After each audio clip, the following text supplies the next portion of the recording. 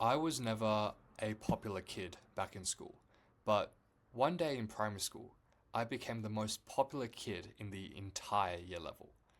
And so, what basically happened was one day I was just in class, minding my own business, and it was lunchtime. So, the lunch bell rang, everyone was about to leave, but then the announcement came on. And basically, the announcement was like, cool, we had a very special competition.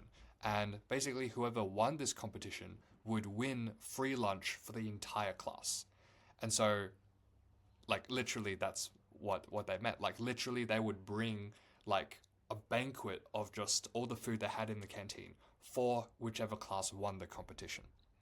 And the competition was basically whoever ordered the most food from the canteen from the past year. So, from the past year, who has ordered the most food from this canteen? And it turned out to be me because I used to get food from the canteen every single day. And somehow they must have just tracked my name. And after that, they calculated who ordered the most from the canteen. It was me. And so basically, what happened was they delivered like a whole truck of food for my entire class to have as lunch.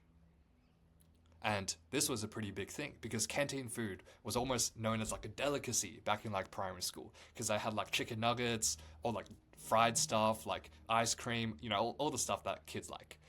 And like as soon as they announced that and they announced my name in the class I won, everyone just erupted into like a roar. And that's how I became the most popular kid for a day. Now I know that sounds kind of like sad, but I do want to like say that like yes, it was like a shallow reputation. People kind of knew me as the guy that just ordered like food every day. Um, and most people were like pretty chill about it. Like I did end up meeting a lot of people because of it, and I don't think, well, I don't, I hope not, that these people were friends with me only because of this, because this only happened once, so it's not like they could always like get benefits like this, but it did allow me just to make a lot more like friends.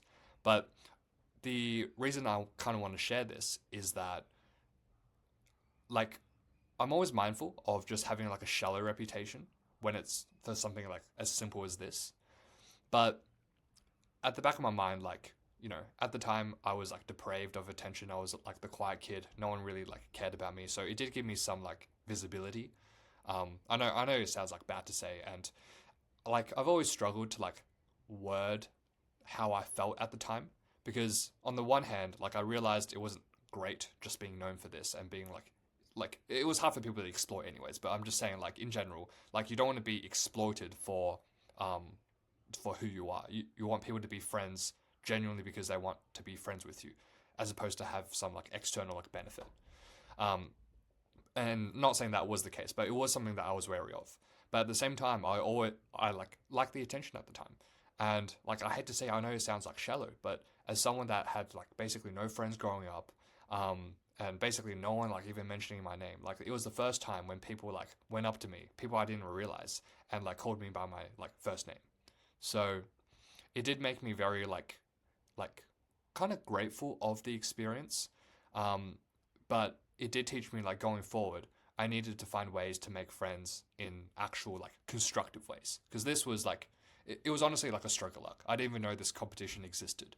So um, but it did give me like the realization that it's important to make good friends and it's important for people to know you for who you truly are. And as an extra point to the story, it did make me reflect on just my parents. And this wasn't a reflection I had at the time because I didn't know anything better at the time, but it is something I'm thinking of now as I'm like recalling this story. And that's I realized the only reason I could have afforded like buying lunch from school every day is because my parents gave that to me. And like typically people who buy food from the canteen are seen as like rich because like it's expensive to buy food every day. But that was like the completely opposite situation to like my parents. Like my parents, when this was when we moved to Australia, we were like very poor. My mum could only afford like secondhand clothes. I could like barely like you know we could barely like fit into like the house because it was like quite small.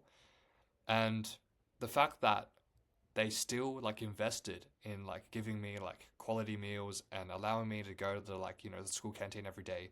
Um, Really just showed that they cared about like my health at the time.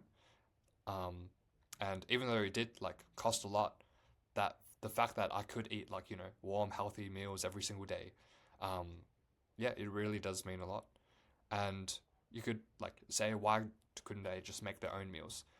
So at the time, they were like working, both of them were working like overtime just to like, support the family, put food on the table.